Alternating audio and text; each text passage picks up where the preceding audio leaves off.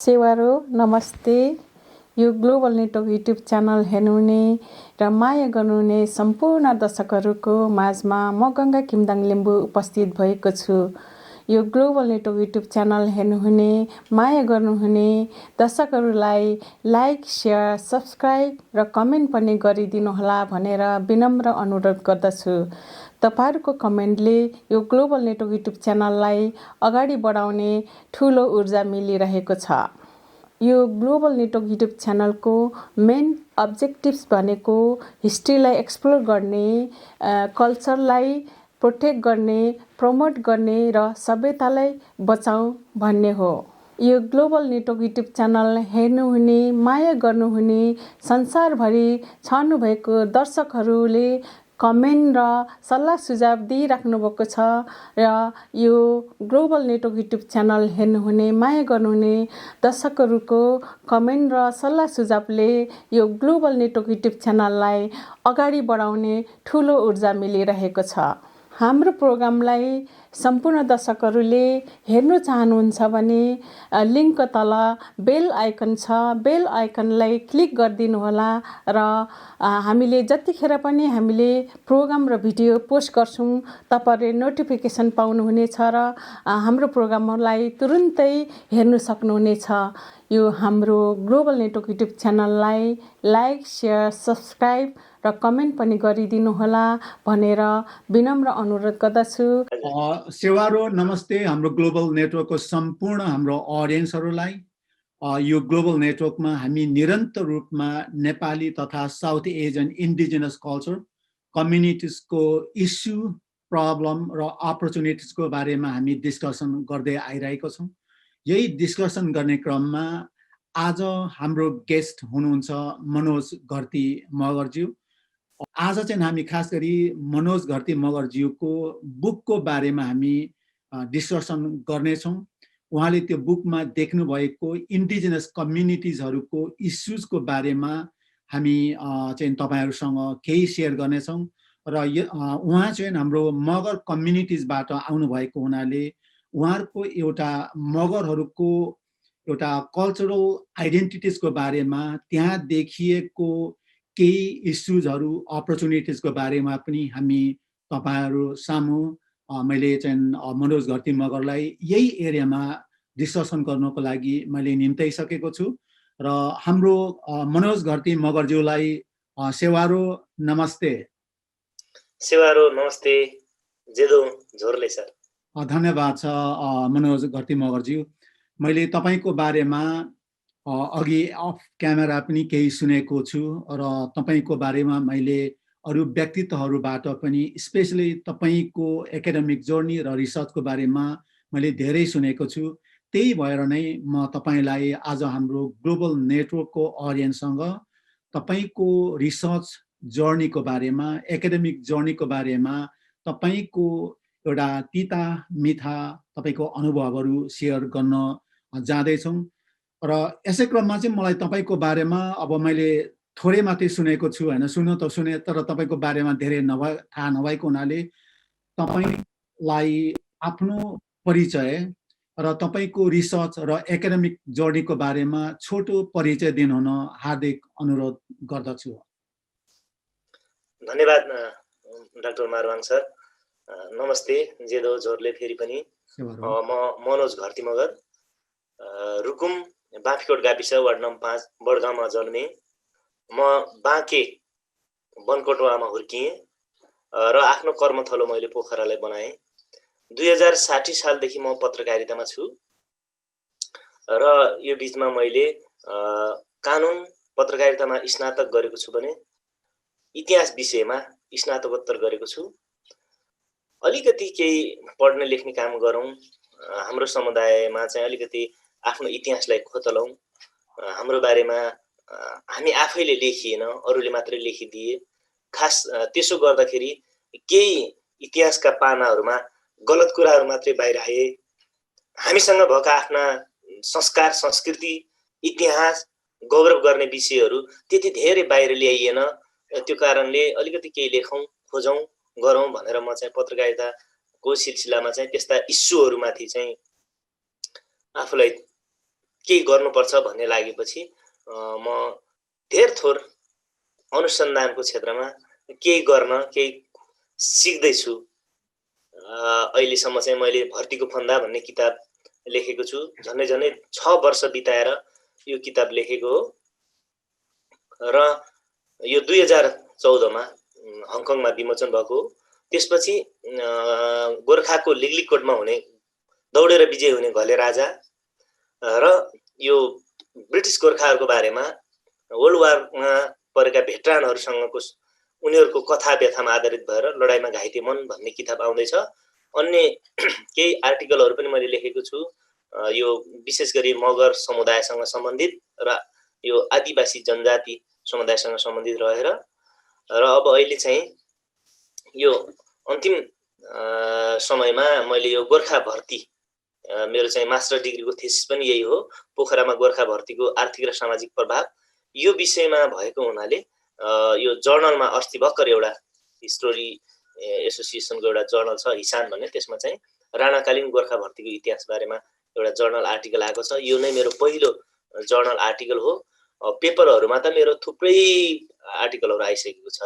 अहिलेलाई यति नै भनौँ डाक्टर साहब। हजुर, जुन तपाईले गर्नुभएको रिसर्चहरू, जुन तपाईले चाहिँ अझसम्ममा फोकस गर्नुभएको इस्युहरू तपाईले हाम्रो दर्शकहरूसँग सेयर गरिसक्नु भएको छ। जुन तपाईको जुन फोकस एरियालाई हेर्ने हो भने हैन, तपाईको थीमेटिक कुरो चाहिँ मेनली हामी इन्डिजिनस पिपल्सहरूको बारेमा फोकस गरेको जुन एउटा देखिन्छ हैन, त्यो कुरा हाम्रो अडियन्सले पनि थाहा पाइसक्नु भएको छ। जुन तपाईले यो इन्डिजिनस पिपल्सहरूको बारेमा नै फोकस गर्नुपर्ने आवश्यकता किन रह्यो, यो एउटा जेनरल डिस्कसन एकछिन गरौँ, त्यसपछि तपाईको यो अर्को भर्तीको फन्दा भन्नेलाई फोकस गरेर त्यहाँ हामी जाउँ। र पहिलो चाहिँ तपाईको यो सेन्ट्रल थीमेटिक तपाईको पोइन्ट चाहिँ किन यो आइपिजमै रह्यो, केले गर्दा तपाईले यहाँ फोकस गर्नु चाहिँ तपाईलाई एउटा इन्करेज गर्यो, मोटिभेट गर्यो, किन होला? मैले त्यो कुरा आफैबाट सुरु गर्छु डाक्टर साहब। किन भन्दा मेरो कुलमा, म घरती मगरको कुलमा जन्मिएँ। घरती मगरको कुलमा सबैभन्दा पहिला एसएलसी पास गर्ने म हुँ। मैले अस्ति भर्खर 2060 सालमा विक्रमको 2060 सालमा एसएलसी पास गरेँ। एसएलसी पास गर्ने बित्तिकै म पत्रकारितामा लागेँ। त मलाई त्यति बेला के लाग्यो भने म चाहिँ पढ्नमा अब्बलै थिएँ र मलाई एउटा 4 कक्षामा म होल फर्स्ट आउँदाखेरि मलाई के भनियो भने ए मगरको छोरो भएर पनि होल फर्स्ट आएको है,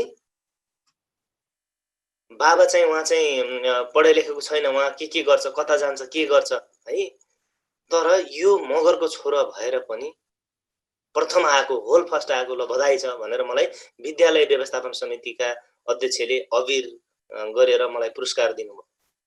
त्यति बेला मलाई यति खुसी लाग्यो कि हो म पनि चाहिँ प्रथम आएँ, होल फर्स्ट आएँ, स्कुल फर्स्ट आएँ, मलाई चाहिँ इन्करेज गरिएको हो भन्ने मैले बुझेँ।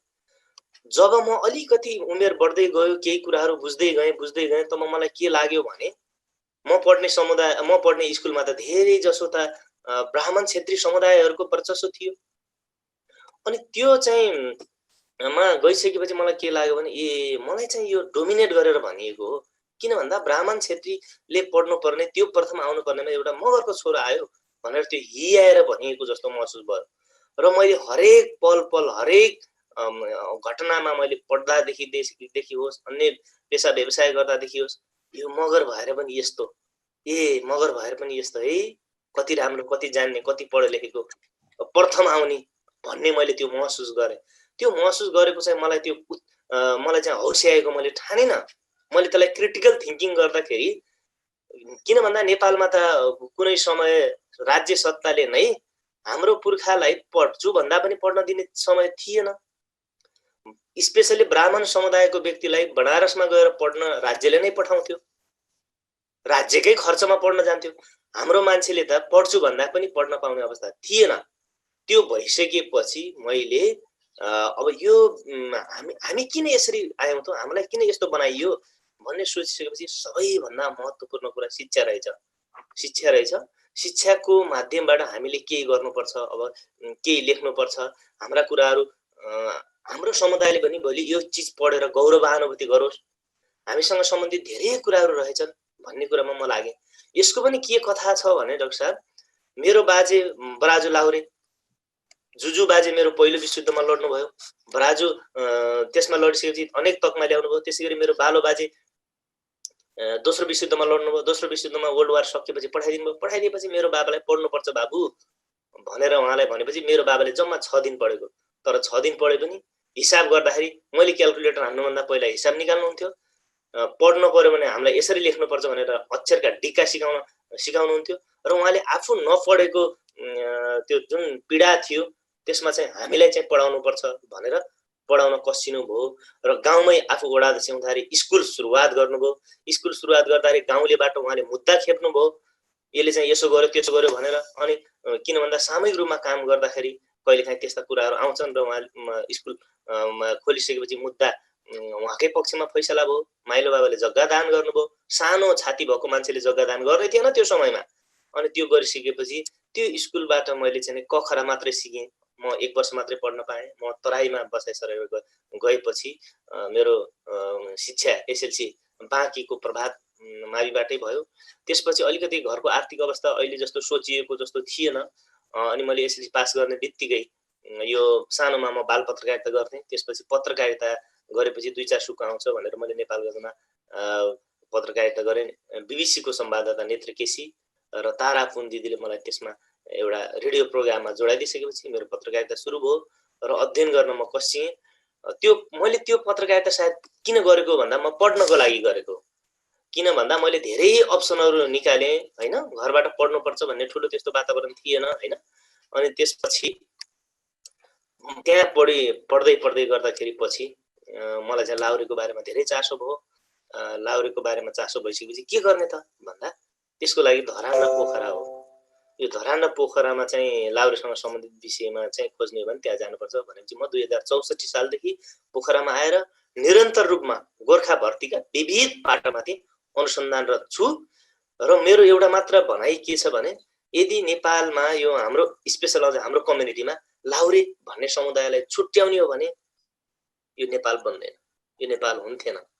र अहिले आएका नेपालमा धेरै चिजहरू लाहुरेसँगै आएको छ र यसका केही नकारात्मक पाटा पनि छन्, तर धेरै कुराहरू लाहुरेसँगै जोडिएर आएको छ भन्ने चाहिँ मेरो अन्तिम फाइन्डिङ हो सर। हजुर, भनेपछि तपाईले अघि नै बुवा र बाजेको एउटा न्यारेटिभ, एउटा स्टोरी ल्याएर तपाईको रिसर्च एरियामा तपाईले किन यही एरियामा चाहिँ फोकस गर्नु पर्यो, यही चाहिँ तपाईको थीमेटिक भ्यू पोइन्ट र रिसर्चको एरिया भयो भन्ने कुरा तपाईले बताइसक्नु भएको छ। अनि जुन तपाईले अर्को कुरा चाहिँ मगरको छोरो भएर चाहिँ हैन वर्ल्ड फर्स्ट भयो भन्ने कुराहरू, र त्यो कुराहरू मलाई पनि लिम्बूको छोरा भएर मिशिगन स्टेट युनिभर्सिटीमा आएर पढाउने भन्ने चाहिँ मलाई यहीँको प्रोफेसरले भन्छ, भाउन प्रोफेसरले भन्छ। तर त्यो कुरा कतिको अफेन्सिभ छ भन्ने कुरा चाहिँ उनीहरूलाई त्यो थाहा नै हुँदैन, किनभने राज्यले हैन हाम्रो खस आर्यन एउटा हेजेमनी, एउटा इडियोलोजीले चाहिँ उनीहरूलाई त्यसै खालको टिचिङ गरिआएको छ भन्ने कुरा तपाईँ हाम्रो एउटा कमन एउटा चाहिँ के भनेदेखि एउटा कन्क्लुजनमा आएको छ हैन। अब तपाईलाई यो अब हामी स्पेसिफिकली एउटा टपिकलाई छान्दाखेरि तपाईँ हामीले यो भर्तीको फन्दाको बारेमा कुरा गरौँ भनेर भन्नुभयो। यो भर्तीको फन्दामा देख्नु भएको मेजर इस्यु के छ र यसमा तपाईले कभर गर्नुभएको कुराहरू के छन्? हजुर, यसमा विशेष गरी केही निश्चित जातिलाई छानी तत्कालीन राज्य सत्ताले किन भर्ती धपायो भन्ने मेरो चाहिँ त्यसको स्टेटमेन्ट अफ द प्रब्लम हो। किन चाहिँ केही निश्चित जाति गुरुङ, मगर, राई, लिम्बू इस्तिहार जारी गरेर अथवा सनद जारी गरेर किन भर्ती धपाइयो? पहिलो विश्वयुद्धमा चाहिँ यो राणाकालीन समयमा पहिलो विश्वयुद्धमा चाहिँ जारी गरेको मसँग यो छ सर, के भन्छ यो इस्तिहार छ। यो इस्तिहार छ, कतिको देखिन्छ, यो ओरिजिनल इस्तिहार हो। मैले पूर्व मन्त्री बालाराम घरती मगरजीबाट पाएको हो। यो हजुरको 1972 मा यो गोर्खा भर्तीमा चाहिँ 10 जातिलाई मात्र भर्ती गर्न जारी गरिएको एउटा सनद हो, इस्तिहार हो। 1972 भनेको नेपाली अङ्ग्रेजी चाहिँ 1915। यो विश्वयुद्ध सुरु 14 मा भयो, 1914 मा, 1915 मा यहाँ भर्ती जारी एउटा सनद जारी गरियो। किन जारी गरियो भन्नुहुन्छ भने त्यति बेला भर्तीको लागि अङ्ग्रेजले विशेष गरी गुरुङ मगरलाई नै पठाइदेऊ भनेको थियो। गुरुङ मगरलाई पठाइदेऊ भनेपछि अब सब भने जति नपाइएपछि राणा शासन कालमा चाहिँ यी 10 जातिलाई भर्ती पठाइदिनु भनेर चाहिँ यहाँ तोकिएको छ सर। क्षेत्री, ठकुर, गुरुङ, मगर, लिम्बू, किराँत, सुनुवार, राणाभाट, नगरकोटी अनि त्यसपछि तामाङ र शेर्पा भनेको छ है। तर यसमा एउटा कुरा के छ भने त्योभन्दा पछिल्लो सनदमा फेरि के गएको छ भने पाएसम्म गुरुङ र मगर मात्रै पठाऊ है भनेको छ। पहिला चाहिँ 10 जाति तोकिदियो, यो गर्नु भनेर, पछि चाहिँ गुरुङ र मगर मात्रै पठाऊ भन्यो। अनि गुरुङ र मगरलाई मात्रै किन टार्गेट गर्यो भन्ने विषयको कथा चाहिँ निकै लामो जान्छ। माथि यो नेपाल गोर्खा राज्य विस्तारसँग जोडिन्छ। त्यो कारण अनि मलाई चाहिँ के लागेको भन्दाखेरि छानी त्यो विश्वयुद्धमा भर्ती पठाउनु भनेको त, भर्ती धपाउनु भनेको त मर्न पठाउनु हो नि सर। अनि हाम्रा पुर्खालाई राज्यले किन मर्न पठायो भन्ने विषयमा मलाई खोजी गर्ने चासो जाग्यो र त्यसमा चाहिँ तत्कालीन राज्य सत्ताको आफ्नो सत्ता पनि टिकाउने र त्यसबाट आम्दानी पनि आउने। ब्रिटिस भारतले त्यति बेला हाम्रो नेपाललाई रोयल्टी दिन्थ्यो नि, धेरै कुराहरुमा 10 लाख भनेर लेखिएको छ हैन। पछि दोस्रो विश्वयुद्धमा त्यसलाई दोब्बर बनाइयो भनिएको छ। अनि त्यो रोयल्टी पाउने लोभमा हाम्रा पिता पुर्खालाई युद्धमा मर्न पठाउनु भएन नि। त्यति बेला ल बाहुन क्षेत्री समुदायका मान्छेहरुमा पनि भर्ती जान्छु भन्ने थियो। तत्कालीन समयमा 19औं शताब्दीमा नेपालको जागिर भनेकै कि त्यो सेनामा थियो कि कृषि नै थियो। अरु आम्दानीको स्रोत त्यस्तो धेरै देखिन्थेन। अनि बाहुनलाई त्यति बेला चाहिँ सेनामा पनि नलिने, अनि चाहिँ यो के भन्छ हलो पनि जोत्न हुन्न भन्ने, त्यो कारणले ब्राह्मण समुदायमा आफ्नो जीविकोपार्जनको लागि धेरै कुराहरु आएका छन्। यो धेरै जोडिन्छ सर। अनि त्यसैले मलाई के लागेको भन्दा हाम्रा पुर्खालाई यसरी किन म त बेचिएको भन्छु।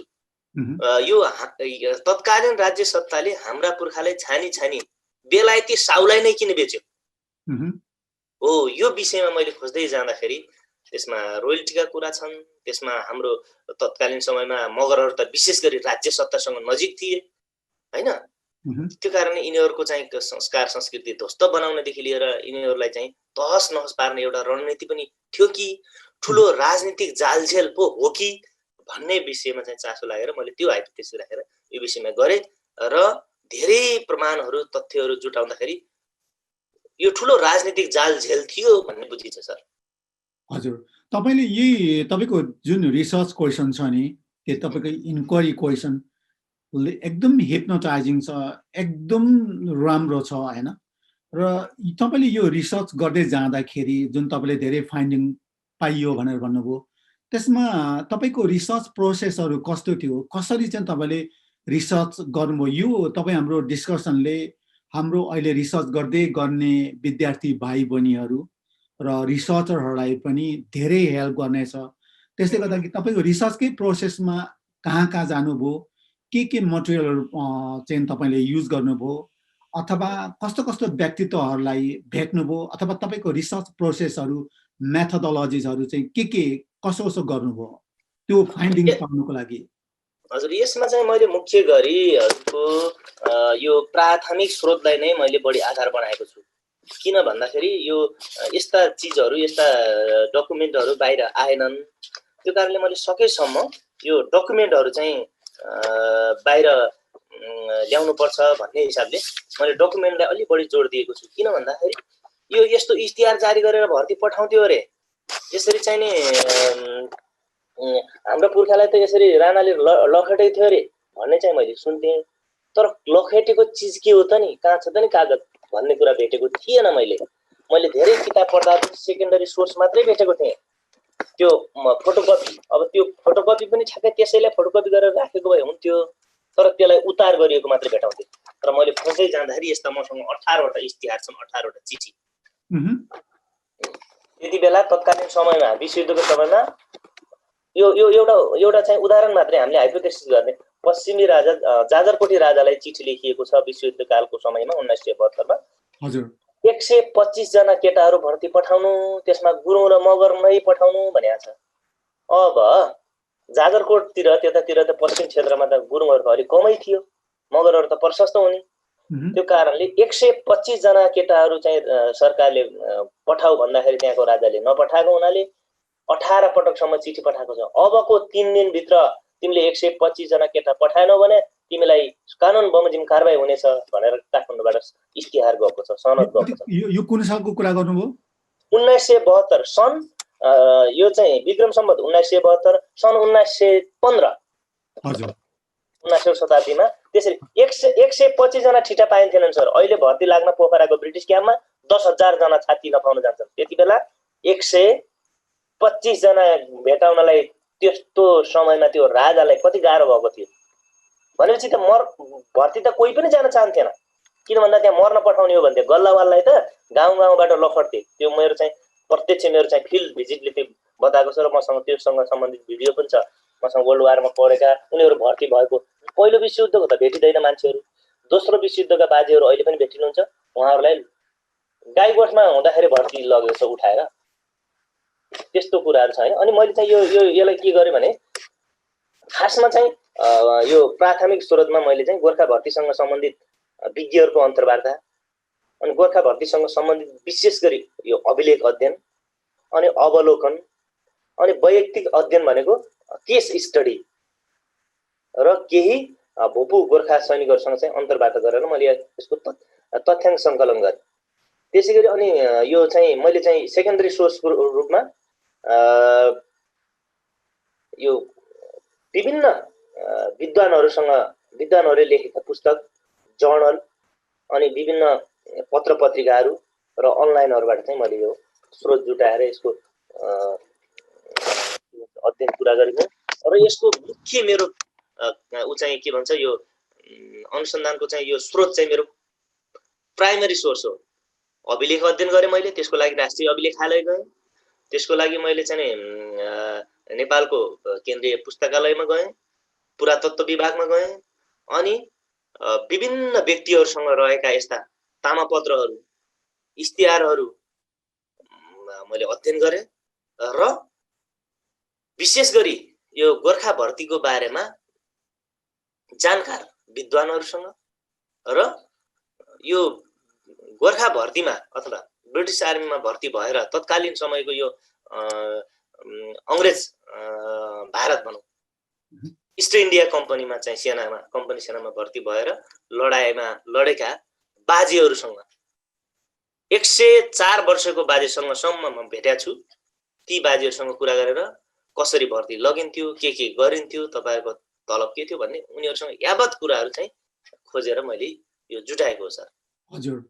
अनि यसको मेरो फलोअप क्वेसन हैन, जस्तो अब यस्तो डकुमेन्ट्सहरु जुन तपाईले वर्ल्ड वार फर्स्ट को इस्तिहारहरु त्यहाँदेखि पछाडीका डकुमेन्ट्सहरु हैन जुन तपाई हाम्रो चाहिँ आउट अफ रिच हुन्छ तिनीहरु पाउनु धेरै कठिनाई हुन्छ। तपाईले त्यस्तो खालको डकुमेन्ट्सहरु चाहिँ कसरी पाउनुभयो, कसरी चाहिँ सम्भव भयो? एउटा रमाइलो कुरा के छ भन्ने सर, हाम्रो यो मगर समुदायमा मृत्यु कर्म हुँदाखेरि उसले आर्जन गरेका अथवा उसले कलेक्सन गरेका उसँग सम्बन्धित सबै चीजहरु चाहिँ गाड्ने चलन छ सर।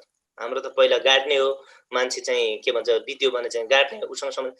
त्यो कारणले यस्ता डकुमेन्टहरु हामीसँग सम्बन्धित डकुमेन्टहरु त्यति धेरै पाइदैन र भए पनि हाम्रो मान्छेले खासै बाहिर ल्याउँदैन, लुकाउँछ के सकेसम्म। हाम्रो यो कम्युनिटीको एउटा के हो मलाई थाहा छैन, आफूसँगै लुकाउँछ।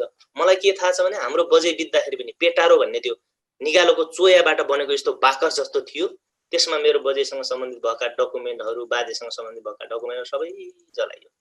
मलाई दुःख लाग्छ सर, अहिले मेरो बाजेको पेन्सन पट्टा पनि छैन, मेरो बाजेको आर्मी नम्बर पनि मलाई राम्रोसँग थाहा छैन। बाजेको तगमा यस्तो थियो भन्ने चाहिँ थाहा छ, त्यो तगमा के रहेछ भनेर यता पछि ब्रिटिस संग्रहालय अरे यो गोर्खा पोखराको यो संग्रहालयमा भिडाउँदाखेरि हाम्रो बाजेले बर्मा स्टार पाएको रहेछ भन्ने थाहा भयो। 5 वटा तगमा थिए। तर त्यो सबै जलाइदिन्छ भन्छ। त्यस्तो गर्दा गर्दै पनि केही डकुमेन्ट हामीसँग बचेका रहेछन् सर। अलिअलि बचेका हाम्रा चिजहरू चाहिँ बाहिरिया स्कलरहरूले लगेर आफ्नो लाइब्रेरीमा राखिसके। अब हामी तर यहाँ बचे खुचेका केही डकुमेन्टहरू मैले भेटाएँ। त्यसको लागि मूल स्रोत चाहिँ यो इस्तिहार पाउनमा चाहिँ पटक पटक मन्त्री भइसक्नुभएका हाम्रा पूर्वज पनि हाम्रो अग्रज पनि हुनुहुन्छ, बालाराम घरती मगरजीकोबाट मैले ल्याएँ। उहाँले पनि अझै सबै डकुमेन्ट मलाई देखाउनु भएको छैन। एक बाकस छ बाबु, यसलाई कसरी जोगाउने हो भन्नुहुन्छ। म यसलाई डिजिटाइजेसन गर्छु, मलाई दिनुहोस् बा र ल्याउनुहोस् भन्दाखेरि हुन्छ भन्नुहुन्छ, देखाउनुहुन्न। अब अर्का घरभित्र गएर खोज्न पनि सकिन्न। उहाँले भन्नुहुन्छ एक बाकस छ मसँग यस्ता ओरिजिनल प्रमाणपत्र भन्नुहुन्छ, एउटा चाहिँ मैले पाएँ है यो। यसरी चाहिँ खोजियो। अनि अर्को अलिअलि के कुराहरू चाहिँ अभिलेखालयमा पनि छ अरे, तर हाम्रो अभिलेखालय यति अव्यवस्थित छ भनेको चिज भेटिँदैन। अनि अर्को चाहिँ एउटा राणाकालीन समयमा चारखाल अड्डा भन्ने ठाउँमा त्यहाँ चाहिँ यो जैसी कोठा भन्ने छ अरे। त्यो जैसी कोठामा मगरसँग सम्बन्धित र गुरुङसँग सम्बन्धित राम्रो डकुमेन्ट छ अरे, त्यो पोका पारेको। र त्यहाँसम्म मलाई डाक्टर जगमान गुरुङजीले भन्नुभएको थियो, तर त्यहाँसम्म मेरो एक्सेस पुगेन। यो अलिअलि रहल पहल भएको डकुमेन्ट यसरी कलेक्सन गरेँ मैले। हजुर, जुन तपाईँले यो डकुमेन्ट्स पाउनु चाहिँ अब छ भन्ने तर नदिने चाहिँ मैले पनि यो मेरो 5 वर्षको रिसर्च जर्नीमा मैले भोगेँ। स्पेसली सिक्किमतिर जाँदाखेरि हाम्रा पाका दाइहरूले र इभन नेपालमा पनि छ भनेर भन्ने, आफूलाई धेरै चाहिँ रिक्वेस्ट गरिराख्नु पनि अप्ठ्यारो लाग्ने, पटक पटक रिपिट गर्दा पनि नदिने भन्ने खालको चाहिँ अब तपाईँ हाम्रो त्यो कमन प्रब्लम रहेछ हाम्रो कम्युनिटीमा भन्ने थाहा भयो। त यो जुन अर्को जोडिहालौँ सरलाई, यति बेला अर्को जोडिहालौँ। मैले चाहिँ फेवाली राणाहरूको बारेमा, वंशावलीको बारेमा जिनियोलोजीको रिसर्च गरिराखेको छु। पोखरामा फेवा ताल छ नि सर, त्यो फेवा तालमा परापूर्व कालमा फेवाली राणाहरूको बस्ती थियो मगरहरूको। अनि त्यो एउटा त्यसमा लोककथा छ। त्यो लोककथाबाट भएपछि त्यो चाहिँ फेवा ताल भयो। फेवालीहरूको बस्तीमा ताल बनेको हुनाले फेवा ताल नाम रहेको हो। त्यो फेवाली राणाहरूसँग सम्बन्धित यहाँ चाहिँ त्यहाँ ठुलो राम्रो डकुमेन्ट छ अरे। त्यहाँ यहाँ फेवाली राणासँग म धेरैचोटि गएँ। अनि यो नेपालमा त शाहवंश सुरुवात भयो त कास्कीबाट, कुलमण्डन खान। अनि यो त्यो शाहसँग सम्बन्धित डकुमेन्ट रहेको र यो फेवाली राणासँग सम्बन्धित रहेको डकुमेन्ट चाहिँ त्यो फेवाली राणासँग छ भनेपछि म त्यहाँ गएँ। उहाँ एकजनासँग छ अरे, तर त्यो उहाँले दिनुहुन्न, छैन भन्नुहुन्छ। पटक पटक गइयो, छैन भन्नुहुन्छ। उहाँकै दाइहरूलाई पनि लगियो। भाग खोज्न आए जस्तो व्यवहार गर्नुहुन्छ कि उहाँले। के खोज्दै आयो, हाम्रो पुर्खा के खोज्दै आयो, मलाई चाहिँ यहाँ लैजान्छ कि मेरो जग्गा लैजान्छ कि मेरो जमिन लैजान्छ कि भनेर चाहिँ एकदम लुकाउने छैन नि उहाँले दिनु भएन। त्योभन्दा 7 पुस्ताभन्दा माथि जान सकिएन। अरू खोजिराखेको छु। अनि हजुरले त्यहाँ पृथ्वीनारायण शाहको बारेमा लेखिएको एउटा कविता छ, मलाई ठ्याक्क अहिले याद भएन। त्यो कविता पनि त्यही फेवाली राणा, बलबहादुर राणा फेवाली राणाको घरमा चिलिमे डाँडा, कास्कीको चिलिमे डाँडामा भेटिएको थियो। त्यसलाई पछि योगी नरहरिनाथले प्रकाशन गर्नुभएको थियो। त्यो भएर मैले तपाईँलाई यसो सानो भनिदिएको। हाम्रो चाहिँ यो डकुमेन्टको मामलामा यस्तो छ, लुकाइहाल्छ, दिँदै दिन्न भन्छु कि म। त्यसले गर्दा कि एकदम यङ र एमर्जिङ स्कलर साथसाथै यो रिसर्च र राइटिङमा लाग्ने हाम्रो स्कलरहरूलाई चाहिँ धेरै गाह्रो भएको चाहिँ तपाईँलाई अनुभव चाहिँ छ? एकदमै धेरै गाह्रो। मलाई चाहिँ अझ कसरी सहयोग गर्यो भने, म त त्यही समुदायको भएँ, मगर समुदायको भएको नाताले अलिकति मगर हाम्रो बाबु आयो, ल केही गर्छ कि अहिले, ठिक छ भनेर माया गर्ने भए। गैर मगरलाई त उनीहरूले चाहिँ के भन्छ, अब सहयोग गर्ने कुरै छैन। अब आफै बुझ्नुहोस् कसरी चाहिँ अनि चिजहरू बाहिर आउँछ। अनि हाम्रो मान्छे त यस्तो लेख्ने पढ्ने, इतिहास खोज्ने, डकुमेन्टहरू कलेक्सन गर्ने मान्छे थिएन। अरू नै थियो। अरू भए पनि केही न केही चिज त ल्याउँथ्यो होला नि त, तर दिँदै दिन्न। ल्याउने कहाँबाट? हजुर, अब तपाईँको यो अलमोस्ट 1 दशक जतिको तपाईँको यो तपाईँ जर्नलिजममा लाग्नुभयो हैन? त्यसमा तपाईँको अनुभवहरू कस्ता खालको थिए? जुन यहाँ चाहिँ हाम्रो इन्डिजिनस पिपल्सहरूको र माइनोरिटीको भोइसहरू हाम्रो जर्नलिस्टहरूले चाहिँ कतिको रिभिल गर्ने, कतिको चाहिँ तिनीहरूलाई चाहिँ हाम्रो भोइसहरू राखिदिने या इग्नोर गर्ने, तपाईँको केही अनुभवहरू छ कि छैन यस्तो खालको? एकदमै लामो अनुभव छ सर। 17 वर्षको दौडानमा झन्डै 2 दशक पुग्न थाल्यो। अब 3 वर्षपछि 2 दशक पुग्दैछ। यो समयमा यस्तो छ कि सर, यस्तो छ कि जस्तै उदाहरणको लागि कागले कागको बथान खोज्छ, बकुल्लाले बकौलाको बथान खोज्छ, हैन? मैले चाहिँ के भन्छ विदेश गएँ भने नेपाली खोज्छु, अनि ती नेपाली भेट्यो भने फेरि मेरो जिल्लाको खोज्छु, जिल्लाको खोज्यो भने मैले चाहिँ नि गाविसमा खोज्छु, गाविसको खोजेपछि गाउँको खोज्छु र आफ्नो खोज्छु के सर। हजुर। त्यो कारणले गर्दाखेरि म चाहिँ जुन समुदायसँग घुलमिल छु, ती समुदाय भनेको त मेरा स्रोत हुन् नि सर। समुदायका इस्युहरू मेरा मुद्दा हुन्। तर नेपालको मिडियाले पछिल्लो समय त के आएको छ सर, हाम्रा मुद्दालाई मुद्दै भन्दैन, हाम्रा इस्युलाई इस्यु नै भन्दैन। अनि नेपालका मिडियाहरूमा एकजना साथीले आर्टिकल लेख्नु भएको थियो, नेपालका बाहुन सम्पादक भनेर। लौ त नि कुन मिडियामा, मेन स्ट्रिमको मिडियामा चाहिँ नि आइपिजहरू चाहिँ एडिटर छ त नि? कुन टेलिभिजनमा छ, कुन पेपरमा छ, कुन रेडियोमा छ? पछिल्लो समय सामान्य आइरहेछ। अनि मेरो अनुभवले के भन्छ भने मैले यहाँ पोखरामा बसेँ, मैले यहाँ पोखरामै मात्रै पनि मेरो 12 वर्ष भयो पत्रकारिता गरेको। अनि बढी चाहिँ यो इन्डिजिनस पिपलहरूको कुराहरू हुन्छ यहाँ, हैन? धेरै गुरुङ मगर लगायत अरू पनि छ बस्तीता, हैन? धेरैको घुलमिल हुन्छ उहाँहरूसँग। अनि उहाँहरूका कुराहरू मलाई समाचार हुन् जस्तो लाग्छ के, उहाँहरूका मुद्दा समाचार हुन् जस्तो लाग्छ। अनि मैले त्योसँग सम्बन्धित विषय मात्र लेख्छु। अनि मलाई चाहिँ यो म नेपाल रिपब्लिक मिडियाको शुक्रबार साप्ताहिक भन्नेसँग सम्बन्धित थिएँ। त्यो शुक्रबार साप्ताहिकले चाहिँ मनोरञ्जनसँग सम्बन्धित इस्युहरू बढी लेख्थ्यो। अनि मैले चाहिँ धेरै कुराहरू चाहिँ यसरी लेखेर पठाउँदाखेरि मनोरञ्जनसँग सम्बन्धित गर्दाखेरि मलाई अलि मिलाएर लेख्नु पर्यो। खाली जनजातिको मात्रै भयो, खाली जनजाति भन्नेको मात्रै हो, यो त एकदमै कम्युनल छ यो मनोज, खाली यस्ता इस्यु मात्रै उठाउँछ। अनि मैले त्यति बेला भन्थेँ, तिमीहरूले मलाई चाहिँ नि मनोरञ्जनको बिड दिने, अनि मनोरञ्जन गर्न त हाम्रै गुरुङ मगर राई लिम्बू तामाङ लगायतका जनजाति त छन् नि, बाहुन क्षेत्री त पढ्न लेख्न जान्छन्। गीत सङ्गीत, संस्कार संस्कृति, गीत सङ्गीतमा विशेष गरी हाम्रै मान्छे छन्।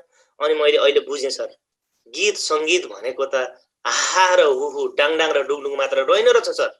हाम्रो समुदायको स्पेशल गरी आइपिजहरूको गीत सङ्गीत भनेको त जीवन पद्धति रहेछ सर।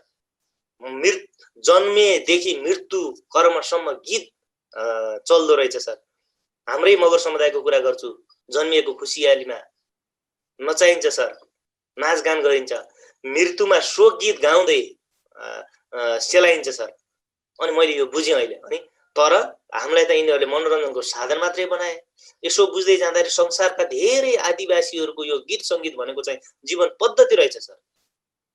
अनि यस्ता कुराहरू लेख्दाखेरि मलाई चाहिँ मिडियामा खालि यो विषयमा मात्रै उठान गर्ने, खालि चाहिँ यो। अनि मैले भन्थेँ, मलाई यही विषयमा जानकारी छ त मैले योभन्दा के लेखौँ? मेरो बारेमा मैले लेखिनँ भने कसले लेखिदिन्छ? मैले उठाएर भने कसले उठाइदिन्छ? ल मगरहरूको जिउँदो संस्कृति मानिने कौरा गीत सकियो। अब यो चाहिँ म्युजियममा मात्रै हेर्न पाइन्छ, यो चाहिँ फिल्ममा मात्रै हेर्न पाइन्छ भनेर मैले मुद्दा उठाइन भने कसले उठाउँछ? अर्को मान्छे आएर मेरो कौराको बारेमा लेखिदिन्छ, मैले झ्याउरेको बारेमा लेखेँ। यति धेरै कुराहरू लेख्दाखेरि मैले, मेरो सम्पादकले भन्नुभएको छ सर, ए मनोज अलि मिलाएर लेख भन्नुभयो। मिलाएर लेख भने के हो? जनजातिको मात्र नलेख भने हो? ए भगवान, मैले कल्चरसँग सम्बन्धित कुराहरू, गीत सङ्गीतसँग सम्बन्धित कुराहरू, नृत्यसँग सम्बन्धित कुराहरू बढी जनजातिसँगै छ त मैले कहाँबाट अरूको मिलाएर खोजेर लेखेकै छु हैन? र मैले चाहिँ यो एकदमै जातिवादी छ, यसले खालि मगरको मात्रै कुरा गर्छ, सबै कुरा मगरसँग लगेर ठोक्काउँछ भन्ने मैले कति खेपे सर, त्यो मलाई मात्रै थाहा छ। र म यस्ता कुराहरूबाट कहिले पनि पछि हट्दिनँ सर। मलाई के थाहा छ भने यो सामाजिक सञ्जाल जन्जाल भन्ने आछ नि अहिले, यसमा अलिकति हाम्रा कुराहरू आउने बित्तिकै यसरी लखड्छन् कि साइबर गुरिल्ला आउँछन् सर त्यहाँ, यसरी लखड्छन् कि। अनि म चाहिँ त्यसलाई केही मान्दिनँ सर, त्यो तिनीहरूको काम हो। मैले त मेरो समुदायको लागि, मेरो लागि मैले खोजिरहेको छु, लेखिरहेको छु, बुझिरहेको छु। मैले त मेरो कम्युनिटीका इस्युहरू रेज गरिरहेको छु र मलाई लखड्ने काम उनीहरूको हो सर। मैले उनीहरूलाई नै छोडिदिएको छु।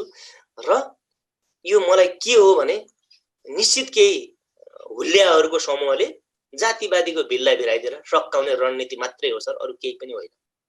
जातिवादी भन्दैपछि सकियो क्या, किन भन्दा जात भनेको यो कम्युनिटी भनेको त्यो कम्युनल भन्ने कुरा यस्तो हुन्छ कि सर, यो भित्र मनोभावनाबाट, आत्माबाट आउँछ क्या सर। अनि यसले जातका कुरा गर्दो रहेछ, यस्तो सामाजिक सद्भाव चाहिँ भएको ठाउँमा यो गर्नुहुन्न भनेर भन्छन् र सबै मान्छेलाई चाहिँ त्यो संवेगमा ल्याएर चाहिँ विरोधी बनाउन सकिन्छ भनेर हो सर। तर नेपालको यो जुन छ नि सर, यो अहिले चाहिँ जातीय सद्भाव छ, यो छ त्यो छ भन्ने कुरा हामी आइपिजहरूले सही दिएर भएको हो सर। नत्र यो सामाजिक सद्भाव केही हुने थिएन। हामीले सही दिएर भएको, हामीले अत्याचार अन्याय सहेर भएको सर। अब त त्यो अत्याचार अन्याय सहन सक्ने अवस्था छैन नि त सर। दुई चार कुरा बुझेपछि, दुई चार अक्षर जानेपछि मान्छेले आफ्नो बारेमा खोज्छ नि, अनि आफ्नो बारेमा हाम्रो बारेमा खोज्दा तिनको टाउको दुख्छ भने दुखी रहोस् सर। धेरै धेरै धन्यवाद छ। तपाईले आफ्नो मिडियामा लामो समयसम्म रहनुभएको आफ्नो अनुभवहरू हाम्रो अडियन्ससँग सेयर गर्नुभयो र मलाई पनि थाहा छ, जस्तो मैले चाहिँ यो मेरो ग्लोबल नेटवर्क चाहिँ एउटा युट्युब च्यानल चलाउने गर्छु, त्यसैको लागि म तपाईलाई इन्टरभ्यू लिँदैछु। त्यसमा मलाई पनि समाज बाँड्ने र देश टुक्राउने लागेको भन्ने खालको विभिन्न खालको एक्युजेसनहरू मैले पाएको छु। त्यो त एकदम छोटो टाइममा तपाईको यो अलमोस्ट 2 दशकसम्मकोमा त अब तपाईलाई त अब धेरै नै त्यस्तो खालको एक्युजेसनहरू आइसकेको होला। अनि तपाईको यो मिडियाको यो कुराहरू जुन बताउनु भयो नि हैन, अलिकति चाहिँ मनोजजी अथवा मगरजी अलिकति एडिट गर्नुस् भन्ने कुरा आयो नि हैन। तर यही कुरामा चाहिँ हामी रिसर्च र राइटिङ गर्दाखेरि नेपालमा पब्लिसिङ कम्पनीहरूले, पब्लिसिङ हाउजेसहरूले तपाईले लेखेर पब्लिस गर्ने बुकहरुमा के इजिली एक्सेप्ट गर्छन् या त्यहाँ पनि तपाईको हाम्रो भोइसहरुलाई एडिट गर्न लगाउँछन् या रिजेक्ट गर्ने चलन कस्तो के छ तपाईको पब्लिसिङको अनुभवको आधारमा के शेयर गर्न सक्नुहुन्छ? यस्तो छ सर, एउटा कुरा त यो किताबहरू छाप्नुपर्छ, इतिहासका कुराहरू दस्तावेजीकरण गर्नुपर्छ भन्ने बिस्तारै बिस्तारै हाम्रो समुदायमा त्यो ज्ञान आउँदैछ सर। चेतना नभएको होइन, ज्ञान थिएन, त्यो ज्ञान बिस्तारै आउँदैछ र धेरै मान्छेहरूले गर्दैछन्। र अर्को कुरा चाहिँ यो त्यसरी ल्याइसकेपछि यस्ता मुद्दाहरूले त्यो पब्लिसिङ कम्पनीहरूले बजार हेर्छ सर। अब चाहिँ बजारले निर्धारण गर्छ सर, तपाईले के लेख्ने के गर्ने भन्ने कुरा बजारले निर्धारण गर्छ। बजारमा तपाईको राम्रो जान्छ त्यो किताब, बिक्री हुन्छ भन्ने जस्तो भयो भने छाप्ने हुन्, नत्र छाप्दैन। किन भन्दा बजारले त्यो के लेख्ने के नलेख्ने भन्ने निर्धारण गरेपछि त हाम्रा मुद्दा त बिकार हुँदै होइन नि सर। हाम्रा मुद्दा त बिकाउ हुँदै होइनन् नि, उनलाई लाग्दैन नि, अनि कहाँबाट पब्लिस गर्ने सर? एकदमै गाह्रो छ सर, एकदमै गाह्रो छ लेख्ने। मसँग अहिले 5 वटा किताबका पाण्डुलिपि मेरो ल्यापटपमा छन् सर। अब मैले सकेसम्म यो हार्ड कपी सर किन बनाउने भन्दाखेरि यस्तो यो हार्ड कपी बनाएपछि यसो लाइब्रेरीमा राख्ने, यसरी पछाडि राख्छ त्यसमा झुन्नाउने अनि ल देखाउने भन्ने सजिलो हुन्छ भनेर हो। नत्र भएन भने भोलि अब हेर्दै जाउँ, सफ्ट कपी भयो भने पीडीएफ फाइल बनाउने फाल्ने। किन भन्दा त्यो दस्तावेजीकरण हुन्छ सर। यति मेहनत गरेर, यति दुःख गरेर हामीले फिल्डमा गएर त ल्याइसक्यौँ। त्यसबाट अलिकति यो किताब छापियो भने चाहिँ लेखकलाई आउने मोसी, टेलिफोन खर्च, हिँड्ने पेट्रोल आउला भनेर हो सर। नत्र चाहिँ हाम्रा विषयमा लेखिएका कुराहरू हाम्रै पब्लिसिङ कम्पनीहरू छैनन् सर।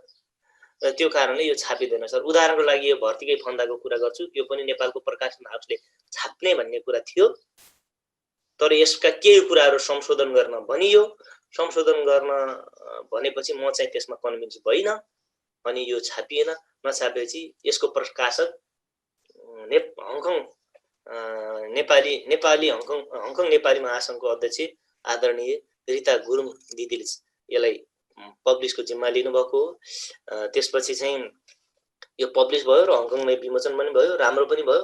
तर पछि चाहिँ यसको रिप्रिन्ट गरेपछि मार्केटिङको जिम्मा चाहिँ यहाँका पब्लिसिङ कम्पनीहरूले लिएको थिए। किन भन्दा बिक्री भयो नि त सर, धेरै किताब गयो नि त बजारमा, अनि लिनु परेन।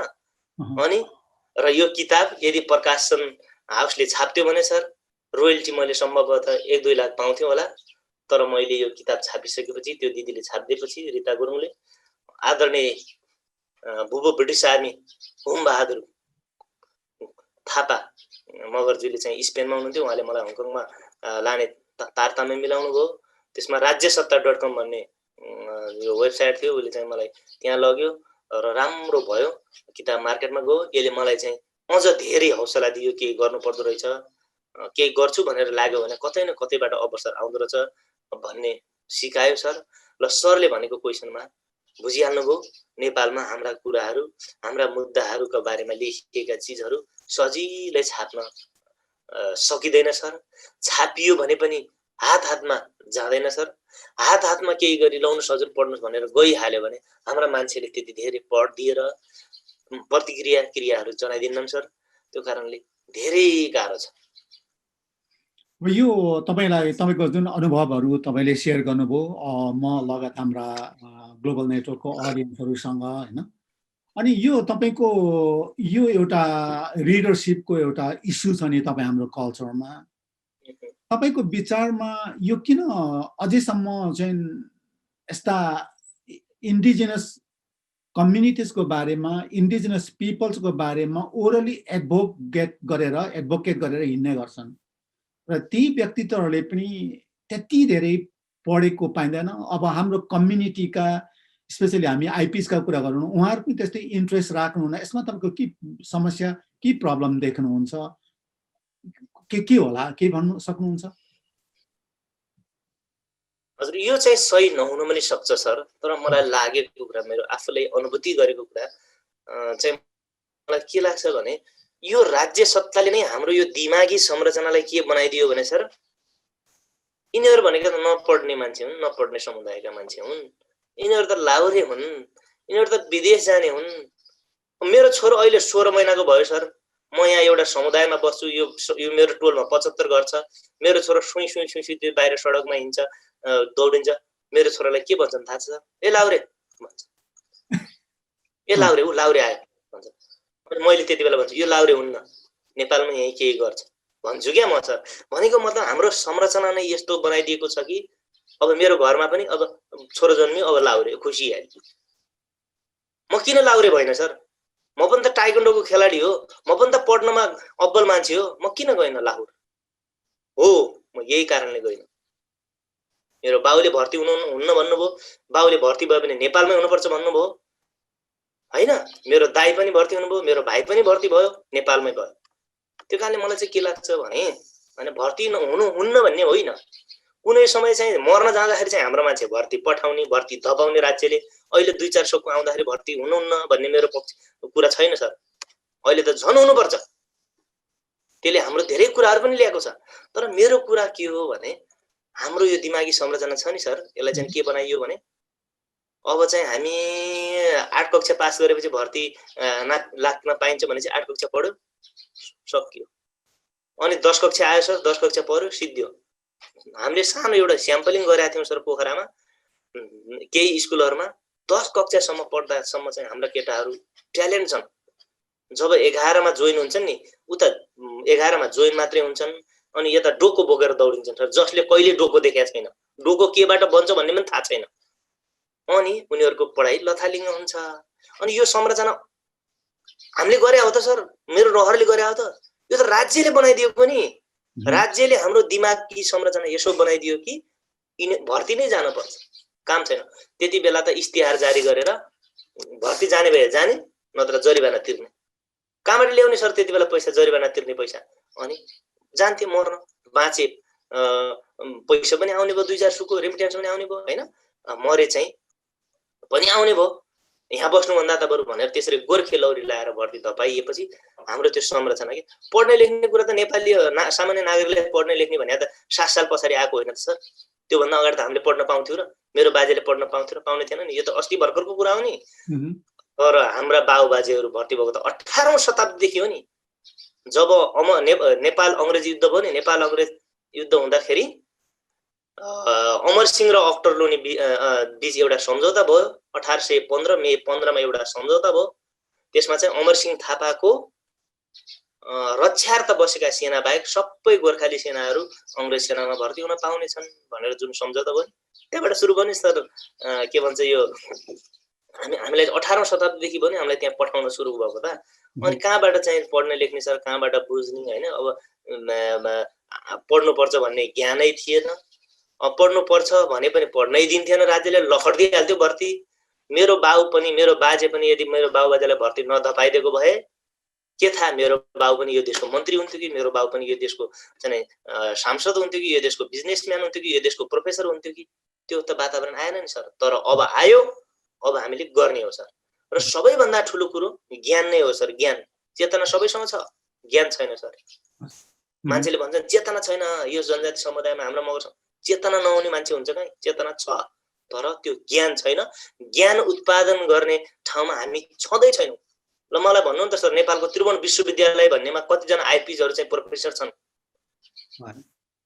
अनि त्यो भए पनि हाम्रो दिमागले यस्तो बनाइदिइसकेको छ कि सर, सरले भन्नुहुन्छ नि सर, त्यो डिकोलोनाइजेसन यस्तो बनाइदिइसकेपछि यही ठिक हो भन्छ। हामी यता पनि जान सक्दैनौँ, उता पनि जान सक्दैनौँ।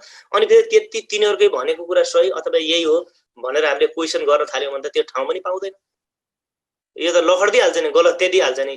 उनको यस्तो संरचना बलियो छ कि सर, कहीँ गएर पनि खुट्टा टेक्ने ठाउँ छैन। अलिकति केही कुराहरू क्रिटिकल थिङ्किङ गर्न थाल्यो भने त ठ्याक्क जातिवादी छ यो भनिदियो, सकाइदियो।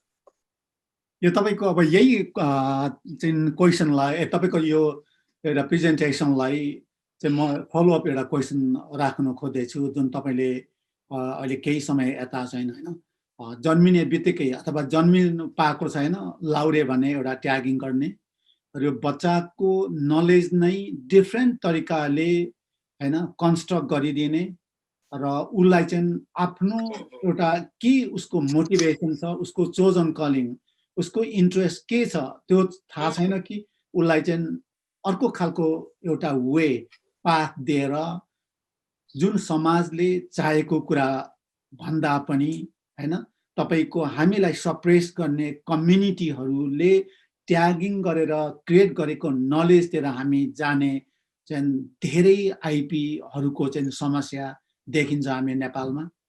अनि यही कुरामा चाहिँ म तपाईलाई के भन्न खोज्छु भने अहिले हाम्रो पूर्वमा पनि अथवा नेपाली कन्टेक्स्टमा अब गुरुङको भने पनि, मगरको भने पनि, लिम्बुहरूको भने पनि हामीलाई मेन स्ट्रिम गभर्नमेन्टले डिफरेन्टली हाम्रो नलेजलाई रिसेप गरेर डिफरेन्टली कन्स्ट्रक्ट गरेर स्पेसली सप्रेस गर्नु हैन र त्यसलाई अप्रेस गर्नु र इन्फेरियर देखाउने जुन एउटा प्रवृत्ति छ हैन, त्यसले गर्दाखेरि चाहिँ तपाईँ हामी मेन हाम्रो एउटा मौलिकता, हामी एउटा मेन हाम्रो हिस्ट्री कल्चर एउटा ओरल ट्रेडिसनहरू छ हैन, हाम्रो आफ्नै प्र्याक्टिसहरू छ।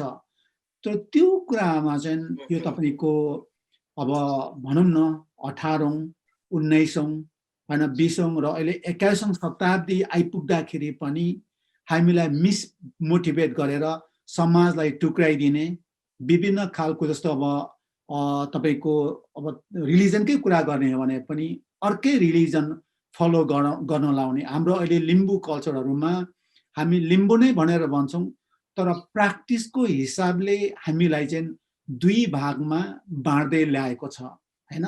त्यो भनेको चाहिँ हाम्रो राणाहरूको पालादेखि आएर अहिले पनि मेन स्ट्रिम गभर्नमेन्टहरूको चाहिँ एउटा खालको इन्डिरेक्ट इन्फ्लुएन्सहरू, इन्ट्रेस्टहरू, इङ्गेजमेन्टहरू चाहिँ देखिन्छ र डिस्टिङ्क्टली अहिले लिम्बू कम्युनिटी चाहिँ अहिले दुईटा टुक्रा भएको छ। त्यो कुरा चाहिँ तपाईको अलमोस्ट पृथ्वीनारायण शाहको चाहिँ र हाम्रो कन्ट्र्याक्ट भइसकेपछि त्यसलाई नुनपानी सन्धि भनेर कन्ट्र्याक्ट गरिन्छ, त्यहाँदेखि स्प्लिट भइआएको छ र हामी अझै पनि लिम्बूहरू चाहिँ हामी टुक्रिराखेको छौँ, स्पेसली एउटा पोलिटिक्स भनेर अर्को रिलिजन भनेर।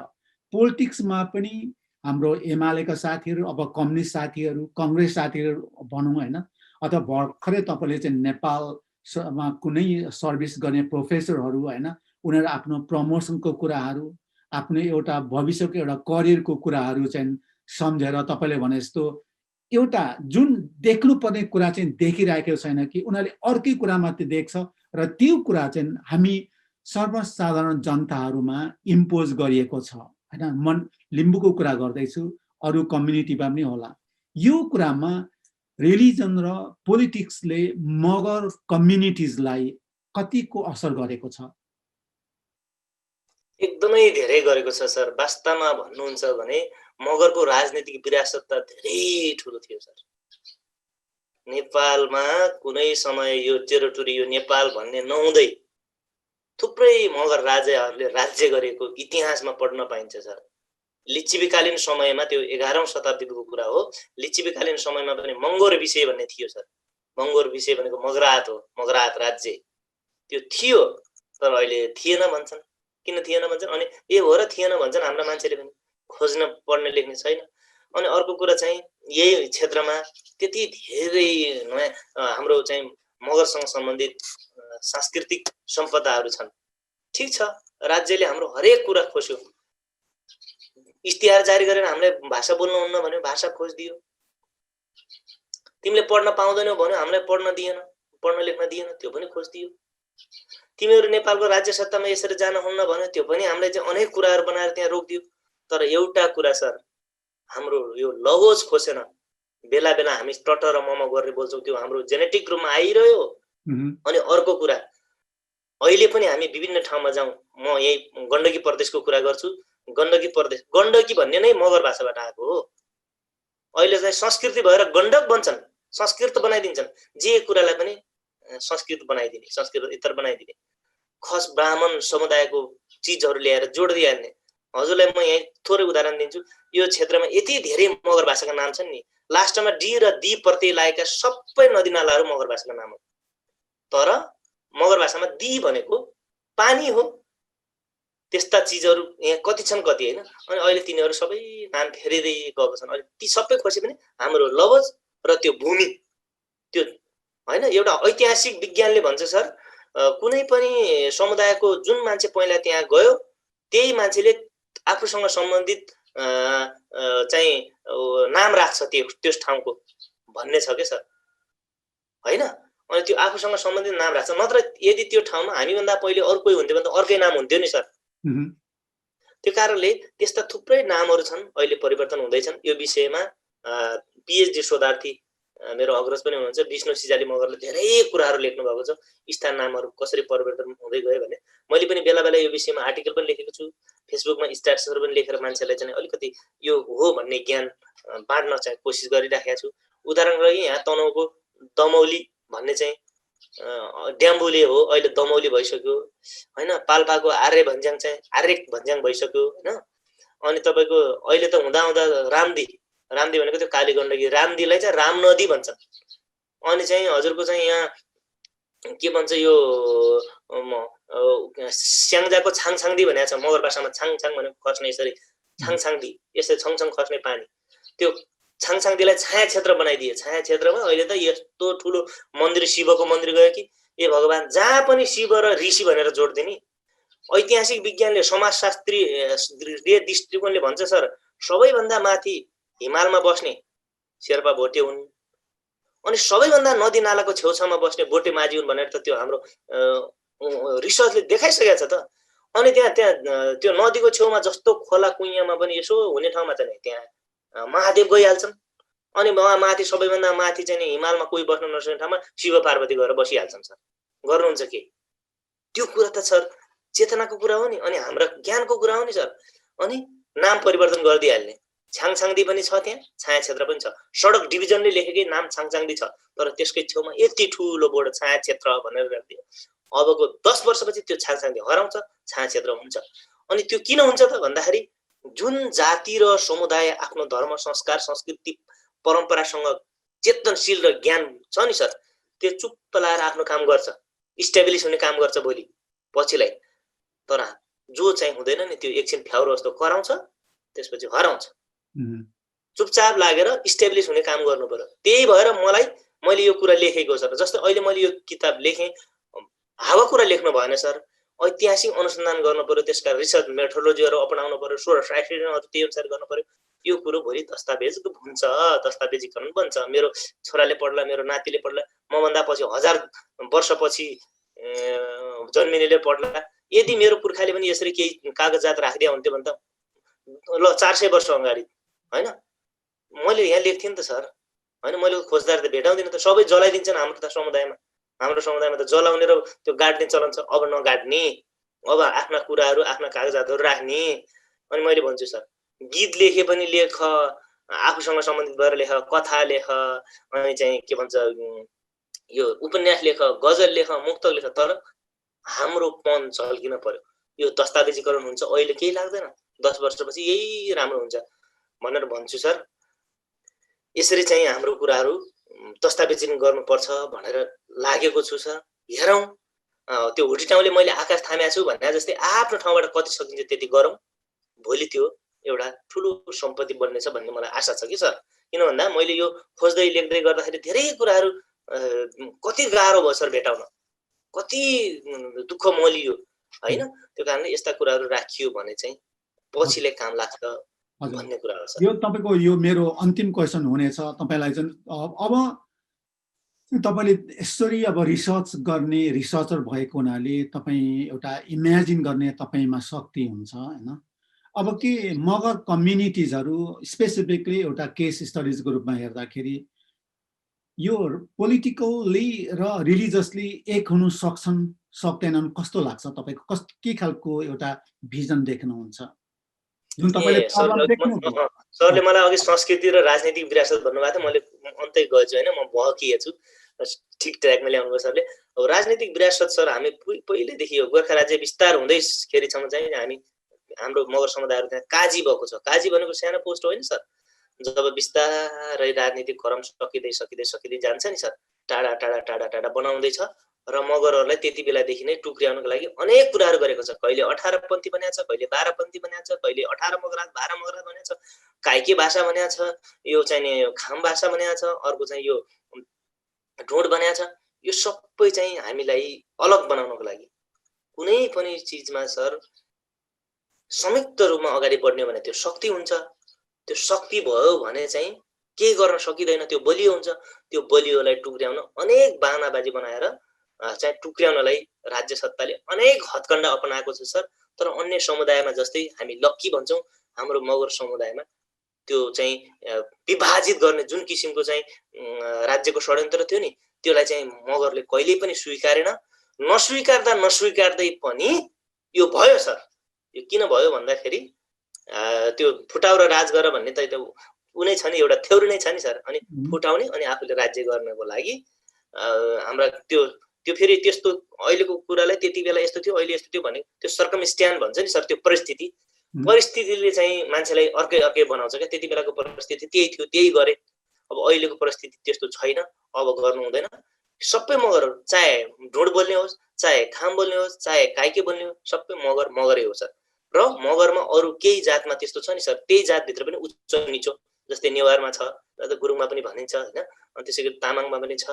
तर हाम्रो मगरमा मगर भनेको मगर हो, सकियो। यसमा 1300 जति उपथर छन् सर। त्यो उपथरमा कोहीमा केही हुँदैन। म घरती मगर हुँ, मैले घरती मगर बाहेक अरू सबै मगरमा बिहेबारी चल्छ सर। त्यो कारणले कसैलाई उच्च निचो पानी नचल्ने के भन्ने बनायो नि राज्य सत्ताले, त्यस्तो छैन। बनाउन खोजिएको थियो सर, बनाउन खोजिएको थियो, त्यो भएन। र अब राजनीतिक रूपमा सरले भने जस्तै राजनीतिक रूपमा पनि मगरहरू अन्य समुदाय जस्तै विभक्त छन्, धर्मका मामलामा पनि विभक्त छन्। त्यसलाई परिस्थितिले बनाउँदो रहेछ के सर। किन बनाउँदो रहेछ भने आफ्नो रोजीरोटीको कुरा होला हैन, आफ्नो त्यो परिस्थितिको कुरा होला।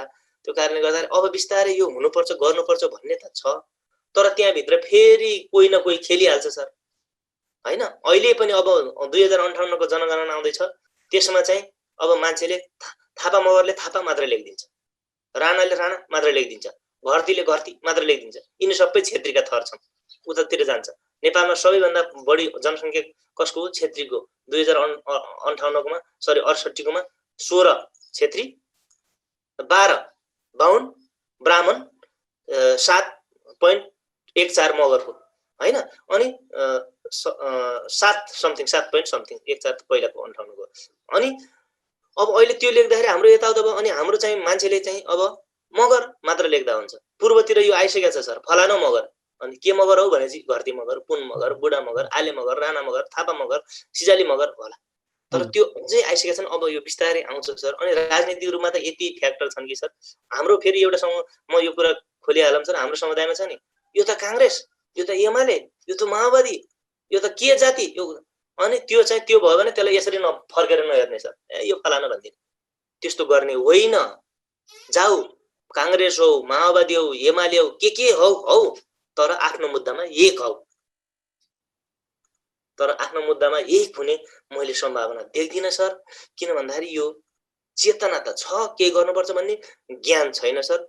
यो ज्ञानको मदानीमा नमथिएसम्म यो हुँदैन सर। मैले अझै त्यस्तो देख्दिन सर। किन भन्दा हाम्रो चाहिँ सबैभन्दा नेपालमा बढी हिन्दुआइजेसन भएको जाति मगर हो सर। अहिले पनि हेर्नु न, यो गण्डकी प्रदेशमा मगर पुजारी भएका कति धेरै तीर्थस्थल छन् सर। अनि ट्याक्क पुजारी बनाइदिए मगरलाई, सकियो, म त पुजारी, तिर्पन दान के गर्यो। तर हाम्रो त्यो संस्कृति होइन सर। हामी त प्रकृति पूजक हौँ। हामीले जहिले पनि हामीले सबैभन्दा ठुलो देवता मान्ने भनेको पुर्खालाई हो। मेरो बा अस्ति बितेर जानुभयो, मैले सबैभन्दा पहिला मेरो बालाई पुज्छु, पुर्खालाई पुज्छु, कृति पूजा गर्छु होइन। त्यो त हरायो, त्यो त सकियो।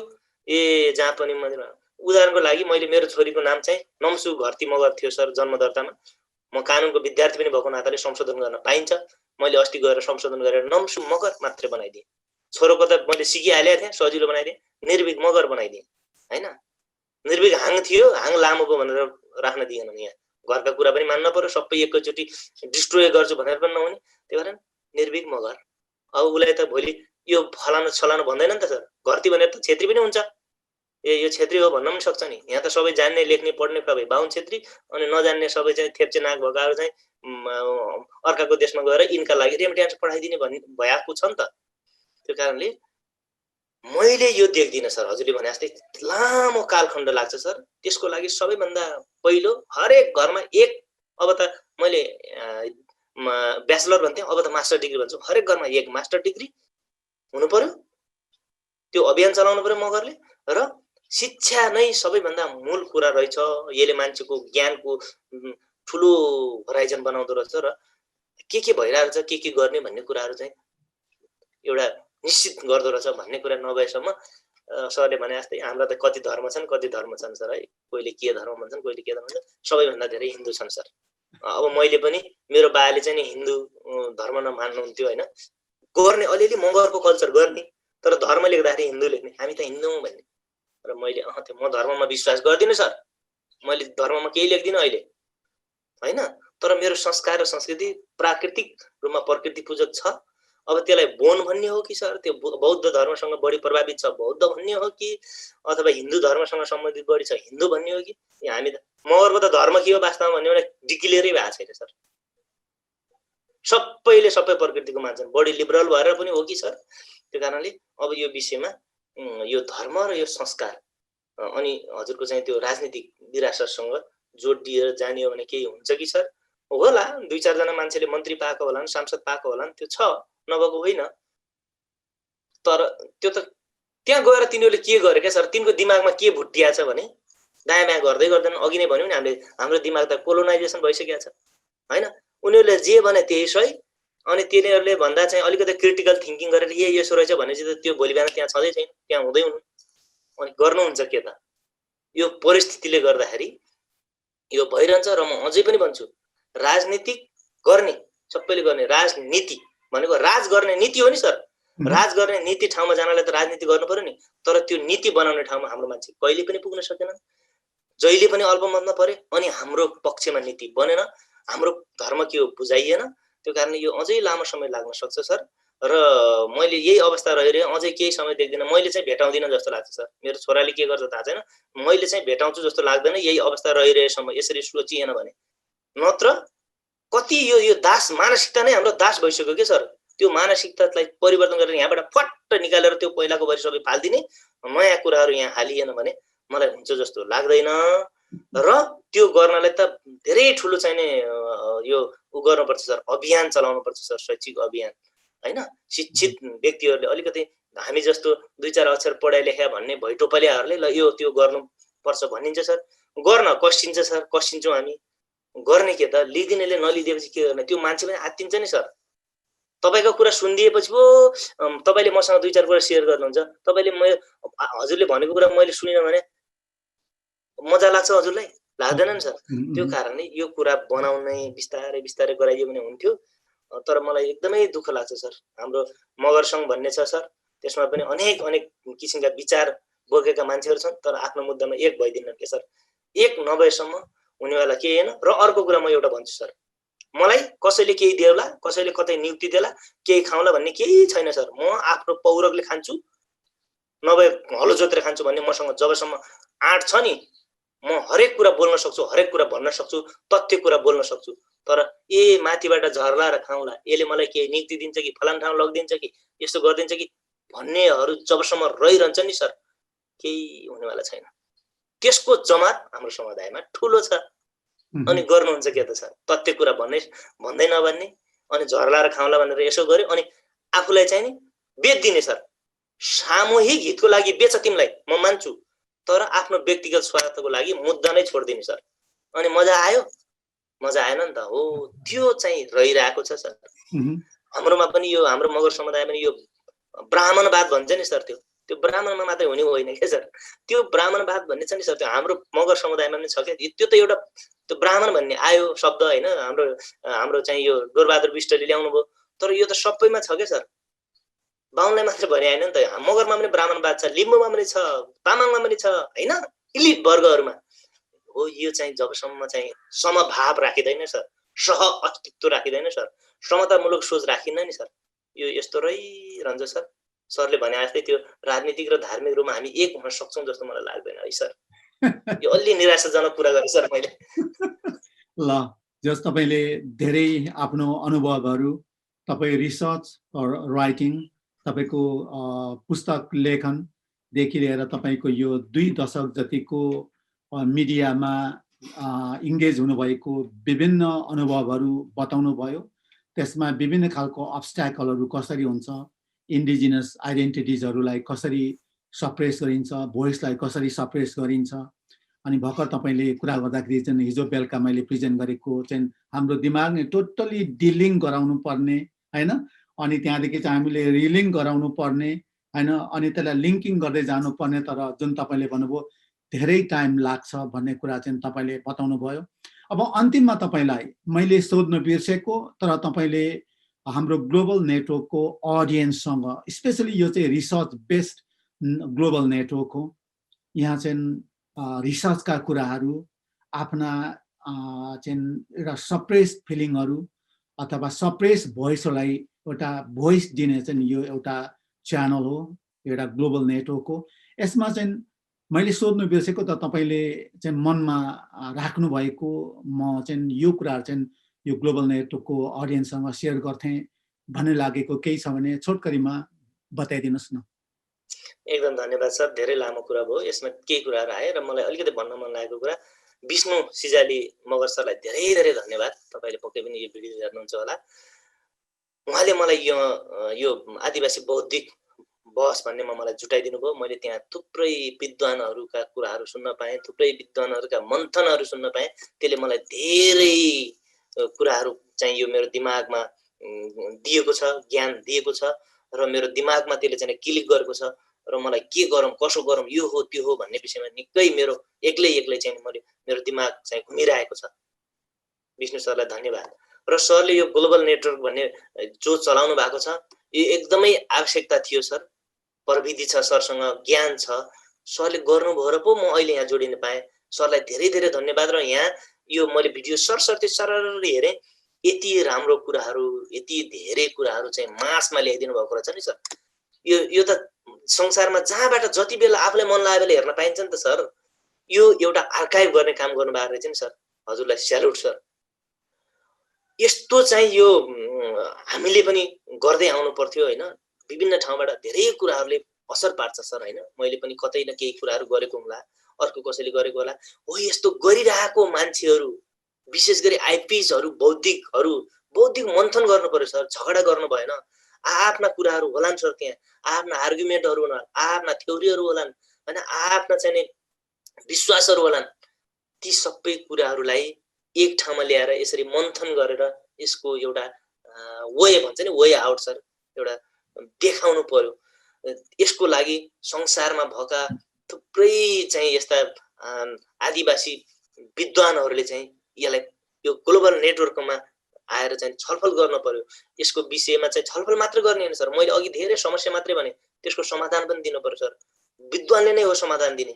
ल, यसको चाहिँ यो छ, अवस्था यो छ, अब यसलाई यो गर्यो भने हाम्रो कल्चर अथवा हाम्रो चाहिँ इतिहास जोगिन सक्छ, त्यसको लागि यो गर्नुपर्छ पनि भन्नु पर्यो सर। मैले पनि अघि म क्षमा चाहन्छु, अलिकति त्यो भएको तितो कुराहरू चाहिँ लाग्यो होला। तितो कुरा लाग्यो भने ट्याक्क क्लिक गर्छ भनेर भनेको हो। मलाई मेरो समुदायप्रति जति माया छ अरू कसलाई होला। होइन। म मेरो समुदायको धर्म संस्कार संस्कृतिप्रति जति विश्वास गर्छु अर्को कसले गर्छ र? त्यो कारणले होइन म क्षमा चाहन्छु तपाईँहरूलाई कतै त्यस्तो लागेको भयो। त्यो किन भनेको हो भन्दा मलाई मेरो बाबाले भन्नुहुन्थ्यो कि तँलाई धेरै माया गर्यो भने तँ फुर्किन्छस् र बिग्रिन्छस्, तँलाई एक झापड हानेर यो गर भन्यो भने तँले फ्याट्ट गर्छस् भन्नुहुन्थ्यो। त्यो भइरहेको पनि राखेको छ होइन। त्यो अघि भनेको केही कुराहरू त्यसरी नै हेर्नु होला र त्यसलाई यो रहेछ अब हामी यो गर्ने भन्ने ठान्नु होला। र डाक्टर मारुवाङ सरलाई एकदमै धेरै धन्यवाद, मलाई यहाँ ल्याएर मेरा 2-4 गनगन गरेका कुराहरू राख्ने मौका दिनुभयो होइन। अब मलाई आशा छ यो विषयमा चाहिँ सम्पूर्ण यो आदिवासी बौद्धिक व्यक्तित्वहरूले मन्थन गरेर आफ्ना कुराहरू, लिम्बूले लिम्बूको बारेमा खोजौँ, गुरुङले गुरुङको बारेमा खोजौँ, मगरले मगरको बारेमा खोजौँ। इनसाइडरले लेखेको अनुभूति गरेको कुरा चाहिँ आउटसाइडरले बाहिरबाट देखेको भन्दा कति गुणा राम्रो हुन्छ भन्ने मेरो विश्वास हो सर। म त यो हजुरहरूको अगाडि म केही जान्दिनँ सर, म त भर्खर सिक्दै गरेको अस्तिको छिटो हुँ होइन। केही गर्नुपर्छ केही लाग्नुपर्छ भनेर लाग्दै गरेको सिक्दै गरेको, मैले केही पनि जानेको छैन सर, थ्योरी पनि म जान्दिनँ होइन। म केही थाहा हुँदैन, आफूले अनुभव गरेको अनुभूति गरेको कुराहरूलाई सर यो चाहिँ यो हुनसक्छ त्यो हुनसक्छ भनेर लेख्ने हो सर, बोल्ने हो। मलाई केही पनि थाहा छैन, तपाईँहरूले नै हो मलाई गाइड गर्ने सिकाउने। र यो हामी भन्दा पनि म भन्दा पनि तपाईँ र हामी भन्दा पनि यो हेर्ने अडियन्सहरू कति धेरै कति गुणा विद्वानहरू हुनुहुन्छ, कति जानकारी राखेका व्यक्तित्वहरू हुनुहुन्छ। उहाँहरूले हामीलाई सल्लाह सुझाव दिनु होला। केही त्यस्ता मगरसँग सम्बन्धित र आदिवासीहरूसँग सम्बन्धित त्यस्ता केही कागजपत्र प्रमाणपत्र डकुमेन्टहरू केही छन् भने सुरक्षित राख्नु होला, हामीलाई देखाउनु होला, ताकि हामीले अझै केही हाम्रो समुदायप्रति के गर्न सकिन्छ कि अध्ययन अनुसन्धान गरेर त्यसको वे आउट निकाल्न सकिन्छ कि भन्ने मेरो आशा छ। यति भन्छु सर, धन्यवाद। हस् त, तपाईँले आफ्नो प्रेसस टाइमलाई चाहिँ यो ग्लोबल नेटवर्कलाई दिनुभयो र ग्लोबल नेटवर्कको अडियन्ससँग तपाईँले आफ्नो अनुभवहरू सेयर गर्नुभयो र अन्तिममा तपाईँको जुन एउटा प्रेजेन्टेसनबाट तपाईँलाई चाहिँ मैले one of the best human beings पाएँ। तपाईँ चाहिँ अब कुनै टाइममा कन्टेक्स्टमा तपाईँले आफ्नो विचारहरू राम्रोसँग राख्नु सक्नुहुँदो रहेछ र कन्टेक्स्टमा आउनुभयो भने तपाईँ हाम्रा अडियन्सहरूसँग तपाईँकै आफ्नै कम्युनिटीभित्रका दाजुभाइ दिदीबहिनीसँग पनि माग्नु सक्नुहुँदो रहेछ। त्यो कुरा चाहिँ हामी इन्डिजिनस पिपल्सहरूमा त्यति कहिले कहिले भेटिँदैन, किनभने धेरै इगो बलेर तपाईँ हामी चाहिँ दुःख पाएको जस्तो पनि लाग्छ। अब फेरि पनि म तपाईँलाई यो ग्लोबल नेटवर्कलाई दिनुभएको प्रेसस टाइमको लागि तपाईँलाई धेरै धेरै धन्यवाद दिन चाहन्छु र तपाईँलाई धन्यवाद सेवारो। अनि हाम्रो ग्लोबल नेटवर्कको सम्पूर्ण दर्शकहरूबाट पनि म बिदा लिन चाहन्छु। सेवारो, नमस्ते। आजको प्रोग्रामबाट यो ग्लोबल नेटवर्क युट्युब च्यानल हेर्नुहुने सम्पूर्ण दर्शकहरूको माझबाट म गङ्गा किमदाङ लिम्बू बिदा लिनु चाहन्छु। बिदा लिनुभन्दा पहिला यो हाम्रो ग्लोबल नेटवर्क युट्युब च्यानललाई लाइक, सेयर, सब्सक्राइब र कमेन्ट पनि गरिदिनु होला भनेर विनम्र अनुरोध गर्दछु। हाम्रो प्रोग्रामलाई सम्पूर्ण दर्शकहरूले हेर्नु चाहनुहुन्छ भने लिङ्कको तल बेल आइकन छ, बेल आइकनलाई क्लिक गरिदिनु होला र हामीले जतिखेर पनि हामीले प्रोग्राम र भिडियो पोस्ट गर्छौँ तपाईँहरूले नोटिफिकेसन पाउनुहुनेछ र हाम्रो प्रोग्रामलाई तुरुन्तै हेर्नु सक्नुहुनेछ भन्दै आजको प्रोग्रामबाट म बिदा लिनु चाहन्छु। नमस्ते, सेवारो।